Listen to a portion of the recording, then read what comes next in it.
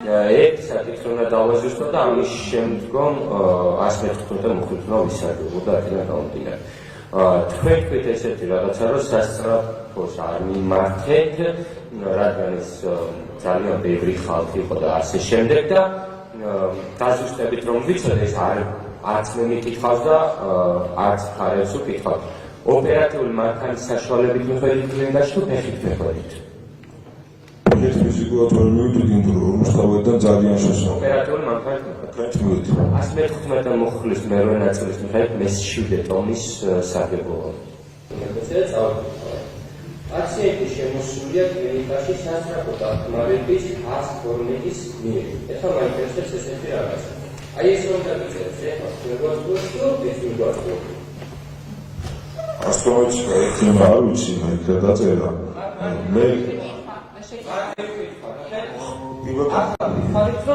თქვენ შეგვიძლია პოლიციის მანქანა. ექიმა, აი ეს რომ დაგიწერათ, ექიმი გვატყუებს მაგ დოკუმენტში, თუ თქვენ გვატყუებთ ეხლა. აი, მე დავუშვები ეს მე როგორც თქვი, მივედი მანქანით, არ მოსულა სასწრაფო დახმარებისა, ანუ ერთმანეთში ერთი დამაზუსტებელი. ანუ არ ვენდოთ ხო ამ ჩანაწერს ექიმისას? შეიძლება ექიმს აერია. ვენდო თუ არ ვენდო? მე ახმა როგორია? დასკონა?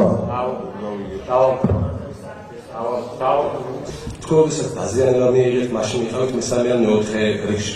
ანუ მანამდე როგორც ახსენებთ, თუ მე სწორად გავიგო რომ მე გამოვიდენო ეს პირველ რიგში იყო მომენტი რომ იდექით.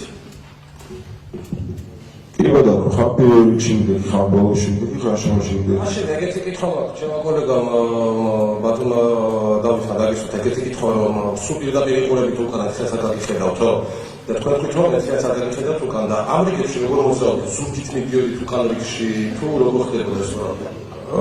როცა უკან გადადგებებში შემთხვევაში არა საჭირო რომ უკან იყურო.